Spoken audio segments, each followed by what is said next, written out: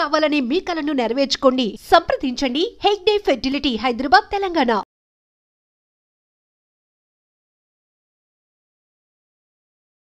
హైదరాబాద్ హబ్సిగూడలో ఈరోజు పొద్దున్నే ఒక బిగ్ ప్రమాదం తప్పింది అనుకోవచ్చు. ఎందుకంటే డీసీఎం వ్యాన్, అందులో డీసీఎంకి సంబంధించి వ్యాన్ అనగానే మనకు తెలుసు, అంటే ఎక్కువ ఈ గూడ్స్ ఏవైనా గ్రాసరీస్ కానీ తీసుకెళ్తూ ఉంటాయి. అట్లాంటి డీసీఎం వ్యాన్ ఒక్కసారిగా బైక్ల మీదకి దూసుకు వెళ్ళింది. అంటే సిగ్నల్ దగ్గర ఆగాల్సినటువంటి టైంలో పూర్తిగా ఈ డీసీఎంకి సంబంధించిన డ్రైవర్ ఎంత ట్రై చేసినా కూడా బ్రేక్ పడలేదు, బ్రేక్ ఫెయిల్ అయింది. కాబట్టి ఈ యాక్సిడెంట్ అయింది అని డీసీఎం డ్రైవర్ చెప్తున్నటువంటి పరిస్థితి.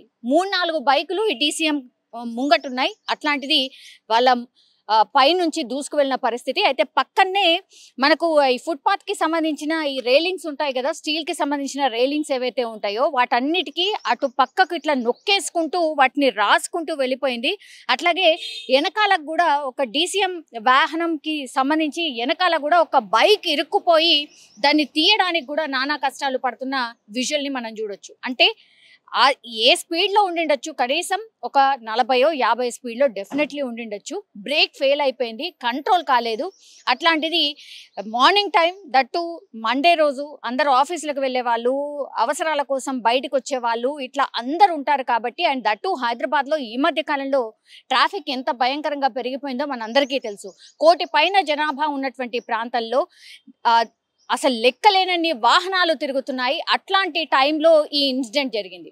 సో ప్రాణాపాయం, ఒక మహిళకైతే ప్రాణాపాయం ఉంది అన్నటువంటి అంటే ఈ ఇన్ఫర్మేషన్ అయితే అందుతోంది. కొంత సీరియస్గా ఉన్నట్టు చెప్తున్నారు. దగ్గరలో ఉన్న హాస్పిటల్కి తీసుకువెళ్లారు. కానీ 4 బైక్ల మీద ఉన్నారు.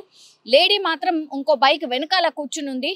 ఒక్కసారిగా ఇది ఢీ కొట్టడం, ఆ తర్వాత ఆమె పూర్తిగా పక్కకు ఒరిగిపోయినటువంటి పరిస్థితి. బైక్స్ అన్నీ కూడా ఈ పక్కకు రైలింగ్ ఉంటుంది కదా, ఫుట్పాత్కి సంబంధించి రైలింగ్ ఏదైతే ఉంటుందో దాని పక్కకని ఇట్లా ఒత్తుకుంటూ వెళ్ళిపోయి ఆ తర్వాత ఆగినటువంటి పరిస్థితి. సో అందులో భాగంగానే ఆ మహిళకు కూడా తీవ్ర గాయాలైనాయి. దగ్గరలో ఉన్నటువంటి హాస్పిటల్కి తరలించారు. ఇక్కడ ప్రాణాపాయ స్థితిలో ఒక మహిళ మాత్రమే ఉంది. కానీ ఒకవేళ ఇంకేమైనా జరిగి ఉంటే, జరగరాంది ఏమైనా జరిగి ఉంటే, ఒకవేళ అది రైలింగ్ లేకపోయి ఉంటే, ఫుట్పాత్ మీద ఎవరైనా నడిచే వాళ్ళు ఉండుంటే వాటి మీదకి దూసుకు వెళ్ళేది. అప్పుడు డెఫినెట్లీ ప్రాణాలు పోయే పరిస్థితి ఉండేది.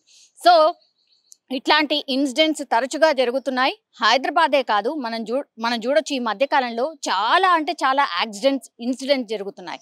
అట్లాగే హెల్మెట్ పెట్టుకున్నటువంటి వాళ్ళు చాలామంది బైక్ ప్రయాణం చేస్తున్నారు. అది ఎంత డేంజరో ఇక చెప్పనవసరం లేదు. అట్లాగే కార్లో ప్రయాణం చేసే వాళ్ళు సీట్ బెల్ట్ అసలు వేసుకోవట్లేదు. ఇవన్నీ కూడా ట్రాఫిక్కి సంబంధించిన మినిమం రూల్స్. ఇవి ఎవరన్నా పాటిస్తున్నారా? మీరు చూడండి, అంటే మన ప్రాణాలను రక్షించుకోవడం కోసం మనం చేయాల్సినటువంటి పనులు అట్లాంటివి జరిమానా వేస్తారేమో అన్న భయంతోని పెట్టుకుంటున్నారే కానీ మన ప్రాణాల కోసమే కదా, మన కోసమే చెప్తున్నారు కదా అనేటువంటిది ఎవరికంటే ఎవరికి ఉండట్లేదు. ఇది శోచనీయం నిజంగానే.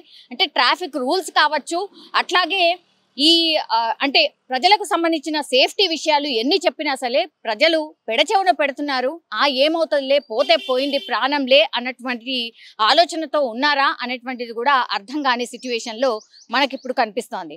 సో డ్రైవింగ్కి సంబంధించి రూల్స్ ఇంకా కూడా కఠినతరం చేయాలి అనేది కూడా ఇంకో చర్చ నడుస్తోంది. అట్లాగే ఇట్లా యాక్సిడెంట్స్ చాలా పెద్ద ఎత్తున జరుగుతున్నాయి. సో ఫిట్నెస్ ఆఫ్ వెహికల్స్ని కూడా, ఇట్లా పెద్ద వెహికల్స్ ఇట్లా బ్రేక్ ఫెయిల్ అయ్యి ఇట్లా మంది మీదకి దూసుకొస్తే ఎట్లా ప్రాణాలు పోతే ఇంకా ప్రాణాలు ఎవరు తిరిగిస్తారు?